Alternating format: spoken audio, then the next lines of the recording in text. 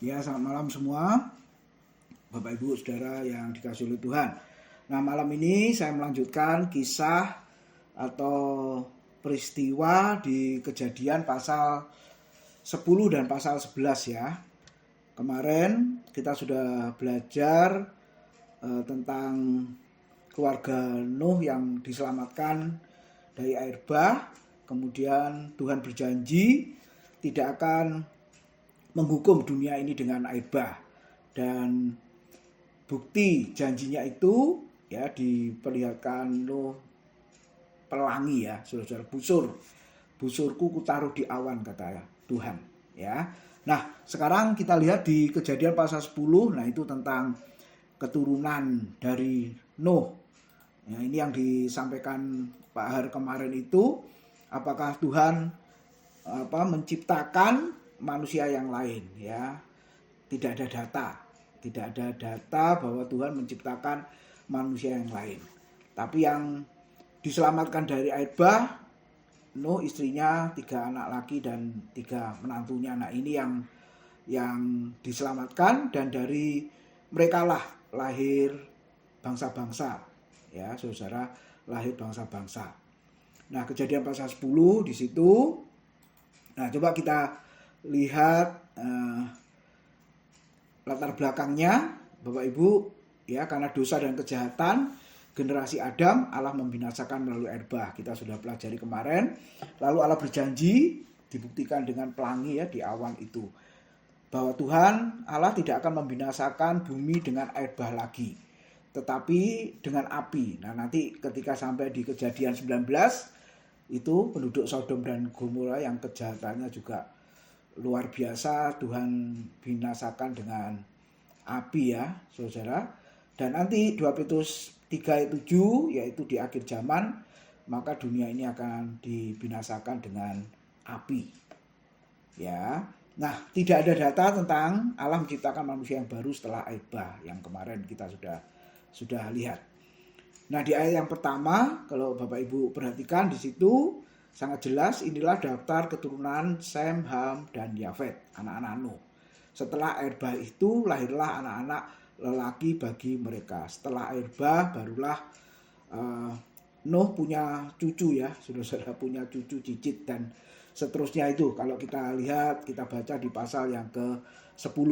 Nah, daftar keturunannya ya ini ya, saudara ya, di balik. Jadi kadang Alkitab kita ini ya ada yang nggak urut ya, saudara. Ada yang nggak urut. Ini malah dimulai dari Yafet dulu. Nah, gitu ya. Lalu Ham, kemudian yang terakhir baru Sem. Nah, nanti di pasal 12, dari 2 keturunan besar ini, nah Tuhan memilih dari Sem, nanti sampailah ke Abraham ya, dan seterusnya, saudara, dari Abraham itulah. Nah, ini ya, kita tidak tahu kenapa kok susunannya terbalik ya. Harusnya kan Sem dulu, baru Yafet, baru Ham, karena Ham ini anak sulung, anak bungsu, saudara. Tapi selalu Hamnya ini di tengah, gitu ya. Hamnya selalu di tengah, ya. Nah, masalah sebenarnya, makanya kita perlu belajar Alkitab secara utuh di sana. Ya, secara keseluruhan di sana, supaya kita tahu urut-urutannya. Memang kadang-kadang tidak diletakkan urut ya. Kalau kita belajar di Alkitab, saudara, tentang Alkitab itu ya, naskah mana yang ditemukan itu yang disalin duluan. Nah, ini yang sering terjadi ya, khususnya di Perjanjian Baru, terutama Injil Yohanes itu, kalau Bapak Ibu lihat itu enggak urut ceritanya. Ya, nanti kalau sudah sampai ke Perjanjian Baru. Oke, nah dari silsilah ini kita belajar apa, Bapak Ibu? Bahwa yang ditunjukkan Alkitab, diperlihatkan Alkitab kepada kita, bahwa silsilah ya, tokoh-tokoh orang-orang itu sangat jelas ya, teliti, detail, dan lengkap. Wah, ini yang luar biasa ya, saudara. Kalau disuruh menelusuri ke nenek moyang kita, papa mama kita, terus papa mama kita, berarti oma opa kita mungkin masih tahu, tapi papa mamanya opa oma kita sudah nggak tahu, saudara. Ya, selebihnya itu apalagi tambah nggak tahu. Nah, tapi kita lihat di Alkitab ini bisa detail, jelas, teliti, bahkan lengkap. Nah, ini mau menunjukkan apa? Bahwa Alkitab itu bukan hanya buku catatan historis, sejarah saja, tapi ini benar-benar firman Tuhan. Nah, kita semua setuju, percaya bahwa Alkitab yang kita pelajari, saudara yang kita miliki ini benar-benar firman Tuhan. Ya, isinya bisa jelas, teliti, detail, lengkap seperti itu. Apalagi nanti kalau masuk di kitab Keluaran Bapak Ibu, terutama pasal 25 sampai pasal 40 itu tentang perabotan alat-alat yang dipakai, perlengkapan untuk ibadah orang Israel di padang gurun, di kemah suci, itu ukurannya jelas, terus terdiri dari bahan apa, ya, materialnya apa, itu juga sangat jelas. Lalu orang-orang yang mengerjakannya juga tidak boleh sembarangan. Bisa ada aturan-aturan yang seperti itu, saudara. Makanya kita lihat yang pertama, ya kita bersyukur bahwa Alkitab sekali lagi bukan hanya buku sejarah, ya walaupun isinya memang kisah nyata, tapi itu adalah firman Tuhan. Lalu yang kedua, kalau Bapak Ibu lihat di situ, ya di Alkitab kita yang kita baca itu menjelaskan tentang transparansi di situ, ya. Transparan. Artinya setiap peristiwa diungkapkan dengan jelas. Apalagi soal dosa. Ya, Bapak Ibu, kita belajar, kita melihat, membaca, mempelajari firman Tuhan itu sangat jelas sekali. Ya. Lalu akibatnya apa dari dosa itu juga diperlihatkan dengan jelas. Nah, ini sebagai pelajaran. Kalau di Perjanjian Baru mencatat itu semua peristiwa yang terjadi di masa lampau itu merupakan pelajaran untuk kita di masa sekarang. Ya, pelajaran apa? Bukan jeleknya kita ikuti, Bapak Ibu, dosanya kita ikuti ya. Tapi kita diberitahu bahwa betapa mengerikan akibat dari dosa atau tokoh-tokoh Alkitab yang mereka sudah lakukan. Jadi sangat jelas ya, transparan di situ dikatakan. Nah, yang terpenting lagi Bapak Ibu, kita melihat Alkitab itu, terutama PL ya, itu diperlihatkan dari umum akhirnya ke khusus. Nah, maksudnya apa? Nanti khususnya itu menunjuk ke Mesias, ke Kristus. Nah, contoh saja dari 3 keturunan Sem, Ham, Yafet. Ya, nanti di pasal 11 akhir, lalu pasal 12, itu Tuhan memilih dari keturunan Sem. Ya, terus punya anak-anak, ya, ada Terah, kemudian Abraham. Nah, terus Abraham keturunannya dari Ishak, kemudian Ishak punya anak, ya, saudara Esau Yakub, dari Yakub punya anak 12 laki, ya. Kemudian dari 12 itu pilih salah satu, yaitu dari Yehuda. Nanti lahirlah Mesias. Wah, ini luar biasa ya, saudara. Ya, oke, ini aplikasi di pasal yang ke-10, saudara. Nah, saya lanjutkan. Pasal 11 itu tentang Menara Babel. Nah, kita cari gambarnya itu ketemu model begitu, saudara. Ya mungkin kita melihat ini kok mau rubuh ya, mau runtuh, tidak kuat atau bagaimana, tapi ada yang versi begini. Atau yang kedua malah ini menunjukkan seni ya, bangunan yang seperti ini tapi kok kuat. Nah, saudara, kita lihat di situ. Nah, saya beri judul di situ puncak keberhasilan dan kesombongan dari manusia. Ya, satu sisi berhasil, satu sisi sombong. Ya, oke, kita lihat lagi Alkitab atau lebih tepatnya teologi itu ratu dari segala ilmu pengetahuan. Siapa yang mengatakan tokoh ini ya, Thomas Aquinas kalau nggak salah. Jadi teologi itu, Alkitab itu adalah ratu dari segala ilmu pengetahuan. Semua ilmu pengetahuan di dunia ini sumbernya dari firman Tuhan. Ya, posisinya sebagai sumber kebenaran tertinggi yang memberikan makna, keteraturan dan tujuan bagi disiplin ilmu lainnya. Nah, itu Alkitab. Saudara. Nah, coba kita lihat buktinya. Yang lalu sudah saya singgung ya. Di Kejadian 4 sudah disampaikan Pak Bambang yang lalu, saudara, ada tokoh yang namanya Yabal. Dikatakan pertama kali dia seorang peternak. Jadi belajar ilmu peternakan ini dari mana, saudara? Nah gitu ya, ilmu peternakan. Terus Yuba, dikatakan bapak yang memainkan musik kecapi dan seruling. Nah belajar seni musik itu ya dari mana saudara? Tahu not do re mi fa sol, nah itu ya saudara, itu dari mana? Ini kan luar biasa.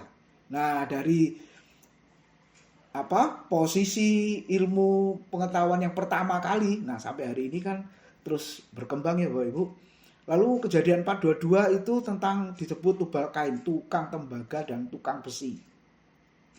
Nah ini ya belajar tentang tembaga besi ya saudara, itu juga dari mana. Lalu pasal 9 ayat 20, Nuh buat kapal. Ya memang Allah yang memerintahkan ya, kita percaya Allah sendiri sebagai gurunya ya, ukurannya, terus keseimbangannya ya saudara kalau kita lihat. Jadi teknik perkapalan ya, di ITS ada ya teknik perkapalan saudara. Nah ini Nuh itu belajar teknik perkapalan ya. Kemudian petani anggur. Nah pertanian anggur ini kan juga ilmu yang luar biasa ya, yang bisa dikembangkan sampai hari ini. Kemudian pasal 11 arsitektur, bisa bangun menara. Kalau sekarang apartemen ya Bapak Ibu ya, gedung tinggi pencakar langit. Nah itu juga dari mana? Wah ini yang luar biasa. Lalu kejadian 12 sampai 50, leluhur Israel itu sebagai penggembala. Nah ini teknik penggembalaan itu juga kan ada disiplin ilmunya sendiri itu ya. Saudara itu juga dari mana? Lalu kita masuk ke kitab Keluaran, ada Musa, Yosua, bangsa Israel yang berperang. Nah ilmu tentang perang, saudara, dan seterusnya. Ya, kalau kita pelajari sepanjang PL kita akan menemukan banyak ilmu pengetahuan itu. Jadi memang benar Alkitab atau teologi itu ratu dari segala ilmu pengetahuan. Nah yang terpenting kita menyadari Allah sendiri itu sebagai gurunya, dosennya, yang mengajar para tokoh-tokoh itu. Oke, kita lihat kejadian 11 ayat 1 sampai 9 Bapak Ibu. Ya, berbunyi demikian. Adapun seluruh bumi satu bahasanya dan satu logatnya. Maka berangkatlah mereka ke sebelah timur dan menjumpai tanah datar di tanah Sinear, lalu menetaplah mereka di sana. Mereka berkata seorang kepada yang lain, marilah kita membuat batu bata dan membakarnya baik-baik. Lalu bata itulah dipakai mereka sebagai batu dan gala-gala sebagai tanah liat. Ya ini mirip tukang-tukang kita ya Bapak Ibu ya, ada batu bata. Terus mereka zaman itu tidak kenal semen ya Bapak Ibu ya. Kita pakai semen. Nah mirip untuk merekatkan satu bata dengan yang lainnya. Juga kata mereka, marilah kita dirikan bagi kita sebuah kota dengan sebuah menara yang puncaknya sampai ke langit. Nah berarti ini artinya tinggi sekali ya saudara. Dan marilah kita cari nama supaya kita jangan terserak ke seluruh bumi. Lalu turunlah Tuhan untuk melihat kota dan menara yang didirikan oleh anak-anak manusia itu. Dan ia berfirman, mereka ini satu bangsa dengan satu bahasa untuk semuanya. Ini barulah permulaan usaha mereka. Mulai dari sekarang, apapun juga yang mereka rencanakan, tidak ada yang tidak akan dapat terlaksana. Baiklah kita turun dan mengacau balaukan di sana bahasa mereka, sehingga mereka tidak mengerti lagi bahasa masing-masing. Demikianlah mereka diserahkan Tuhan dari situ ke seluruh bumi, dan mereka berhenti mendirikan kota itu. Itulah sebabnya sampai sekarang nama kota itu disebut Babel, karena disitulah dikacau balaukan Tuhan bahasa seluruh bumi, dan dari situlah mereka diserahkan Tuhan ke seluruh bumi. Juga kata mereka, ayat keempat, nah itu merupakan harapan dan cita-cita manusia pada masa itu ya Bapak Ibu. Dikatakan marilah kita dirikan sebuah kota dengan sebuah menara yang puncaknya sampai ke langit, dan marilah kita cari nama supaya kita jangan terserak ke seluruh bumi. Nah Bapak Ibu, ini yang pertama ya, harapannya bisa mendirikan kota dengan sebuah menara yang puncaknya sampai ke langit. Wah ini luar biasa loh Bapak Ibu ya, peradabannya sudah luar biasa di sana. Nah kalau konteks sekarang membangun gedung tinggi ya, nah ini belajar dari mana? Sekali lagi, Ketika saya merenungkan ini, wah luar biasa. Takjub dan kagum ya, saudara-saudara. Mereka bisa membangun seperti itu ya. Sekali lagi ya, memang Tuhan yang memberikan hikmat ya kepada mereka. Nah, yang kedua, di samping usaha itu, yang kedua marilah kita cari nama. Supaya kita jangan terserak ke seluruh bumi. Nah, cari nama. Saudara, untuk apa? Untuk siapa? Gitu ya. Nah, karena dasarnya sudah berdosa, manusia itu tentunya bukan untuk nama Tuhan, bukan untuk Tuhan, dan bukan untuk kemuliaan, kebesaran, kehormatan Tuhan yang memberikan hikmat itu ya. Tetapi ujung-ujungnya adalah kesombongan, Bapak Ibu. Ya, makanya menara Babel itu identik dengan kesombongan. Karena dikatakan marilah kita cari nama. Ya, cari nama. Ya, enggak usah kita pungkiri ya, gereja nama itu dipertahankan Bu, sampai akhirnya keluar dari sinode gitu ya. Dulu kan GBI itu awalnya nama jalan yang dipakai. Nah, GBI Graha Family. Nah, tetap namanya. Bapak Ibu ya, tetap namanya. Walaupun posisinya bukan di Graha Family. Ya, nama. Ya karena dari dulu. Ya, itu sejarahnya pro kontra. Ada yang setuju namanya diturunkan jadi nama jalan, ada yang setuju, tapi ada juga yang nggak setuju. Jadi yang besar-besar itu nggak setuju, akhirnya keluar dari GBI, Bapak Ibu. Nah, akhirnya diubah lagi, boleh pakai nama. Tapi yang besar-besar sudah keluar semua, Bapak Ibu. Gitu ya. Akhirnya kembali pakai nama, makanya gereja kita tetap pakai nama Graha Family. Sudah benar nama jalan, nama lokasi Graha Family. Gitu ya. Nah, harusnya sekarang Sukomanunggal ya harusnya GBI Sukomanunggal atau GBI Patimura, sebenarnya begitu. Tapi karena nama sudah lama begitu, ya saudara, akhirnya ya sulit nanti kalau diubah lagi. Ya, apakah arti sebuah nama gitu ya. Dan untuk apa? Nah, kalau sudah untuk kesombongan, nah ini akhirnya Tuhan nggak berkenan, Bapak Ibu. Ya, ini dosa tertua memang sampai hari ini terus ada. Ya, apapun yang kita lakukan sebenarnya kalau sudah terbesit di hati dan pikiran kita untuk cari nama, pastilah Tuhan akan menggagalkan itu ya, saudara. Ya, untuk apa? Untuk siapa sebenarnya? Ngomongnya untuk Tuhan, benarkah untuk Tuhan atau untuk diri sendiri? Memuliakan Tuhan apa? Memuliakan manusia, Bapak Ibu. Ya, nah ini kita lihat dosa yang sudah tua dan Tuhan sangat membenci dosa ini. Yang ketiga, harapannya manusia waktu itu adalah kita jangan terserak ke seluruh bumi. Nah, sudah kumpul jangan terserak, Bapak Ibu ya. Yang terserak supaya berkumpul, tapi ini sudah berkumpul jangan. Ya, sudah enak, sudah nyaman ya Bapak Ibu ya. Zona nyaman.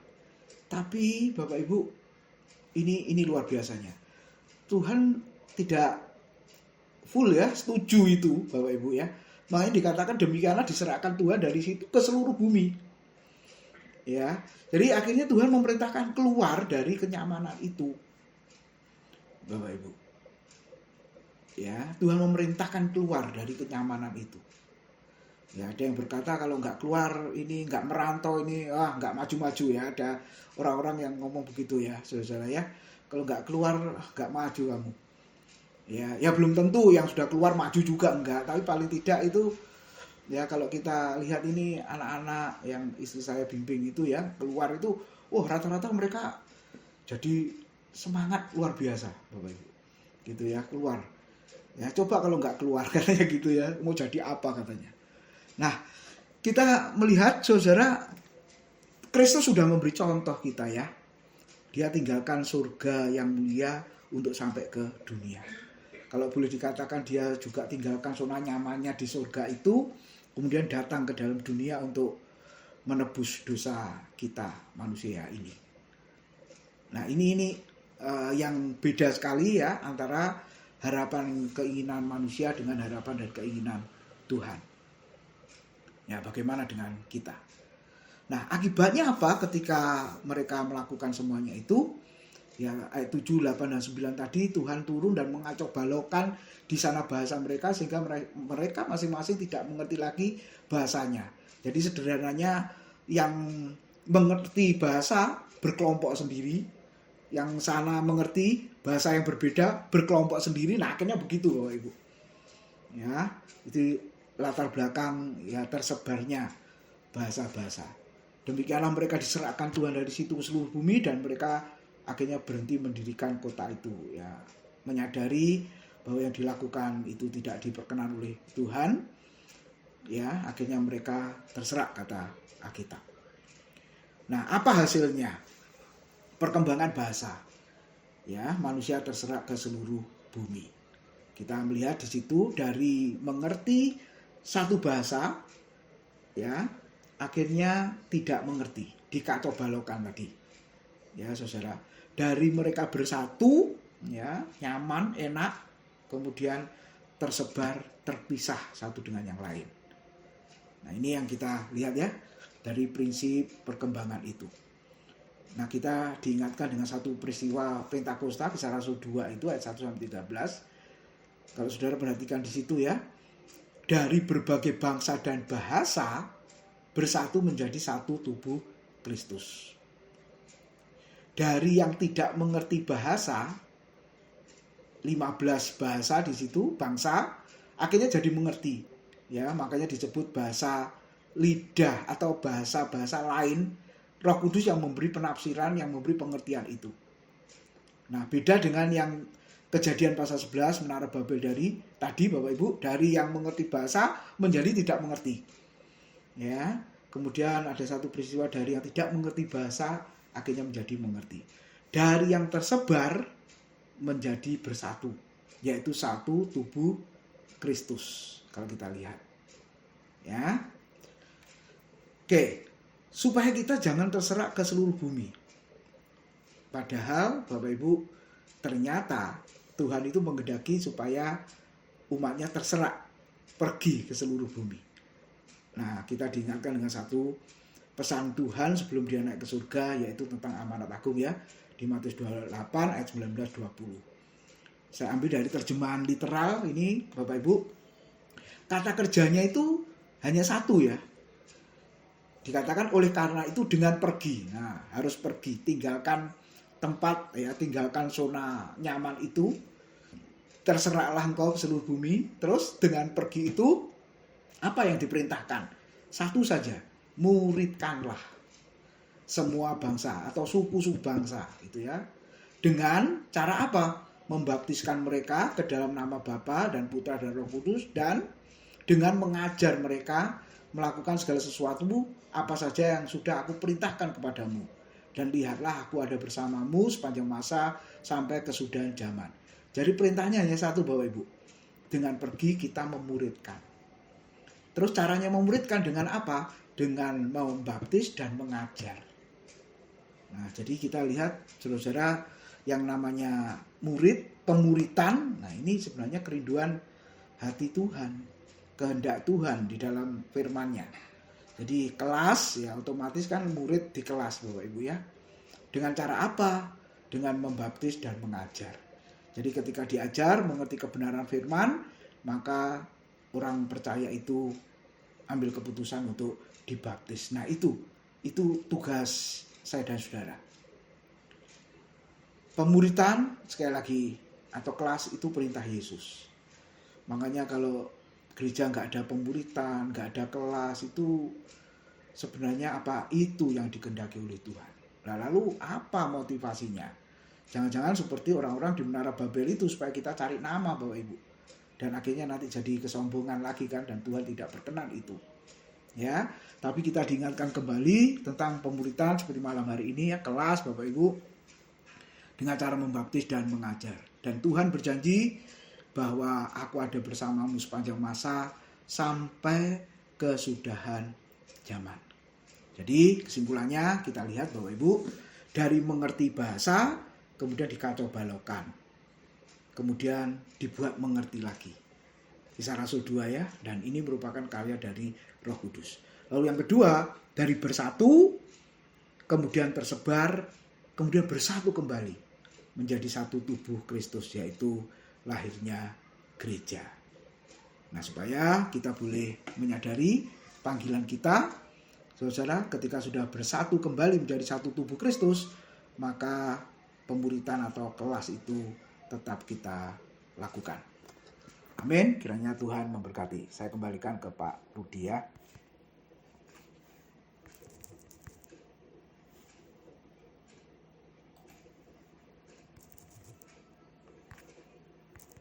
Terima kasih Pak Tim. Materinya cukup singkat ini kali ini.